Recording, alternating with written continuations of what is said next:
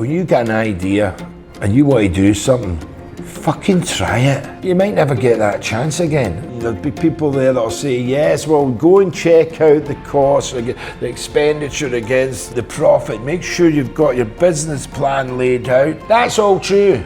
But you know, underneath it, the biggest thing is to want to do it. It's to believe you can do it. And don't fucking take no for an answer. So today I'm with Donald Macleod, who is the founder, chief exec, head boss, head honcho of CPL, which is a clubbing empire across... And Holdfast. Now known as Holdfast, CPL looks after the live music side. Could you tell us, like, how did you do this? Where did you start? Where did you start? How did you get here? I was playing a gig. I used to play in a band called The Crows, but we were playing a show out in the rock and roll capital of Scotland, Bathgate. The promoter came up to me, Donald, you know, you should try this. That's a big, you know, you'd be good at this. Try what? He says, promoting, man, I'm only here for a week. You should do a rock night or something like that.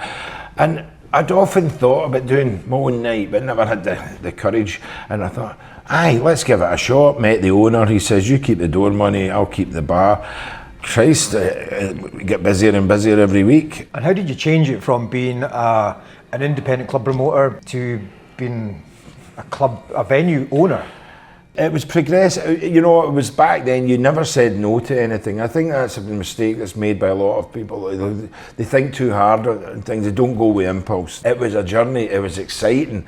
And you know what, I was nothing to lose. After about 6 months, I met what was to become a partner, Michele Pagliocca, who'd run clubs for many years over here, and it was something that said to us, well, let's go to Glasgow. I'm Claudio, let's try Glasgow. I said, oh, Glasgow.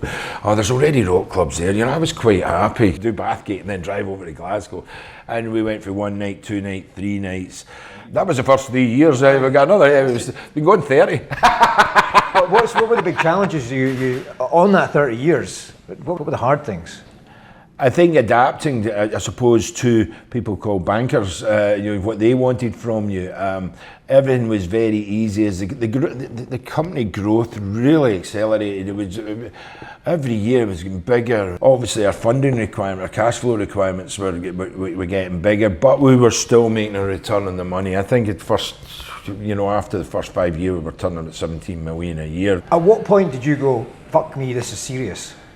Or did you even realise? Oh no, I realise. You're realising it's serious, but I think the wake-up call comes from when you hit trouble. The banks then changed, as we all know.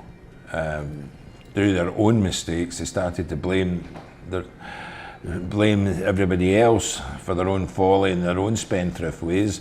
And unfortunately, our bank at the time, Bank of Scotland, like many did, decided to hike up interest rates and penalise their customers. Can't stand them now, you know, you can't stand banks. They're an evil necessity for many businesses, but they've basically fucked us as they fucked many people back then. And when they're saying, well, you've got 10 million, you owe.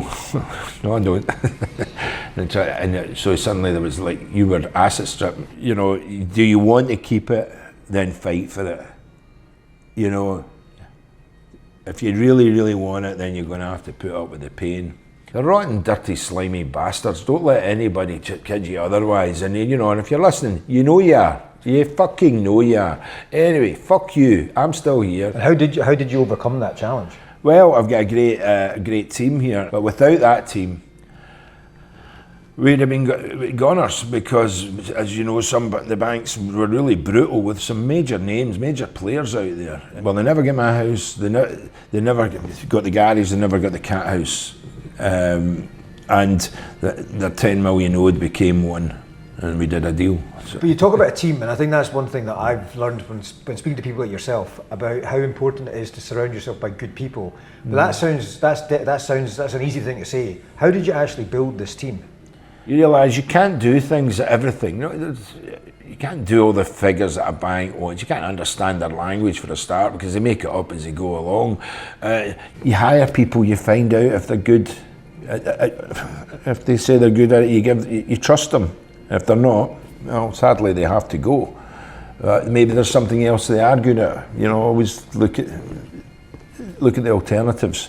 And so what's next for the business? Have you, is there challenges ahead? Is there a vision ahead? And what is that? I want to see the industry grow. But you know what difference now, today, than back then? I want to see it grow for other people as well.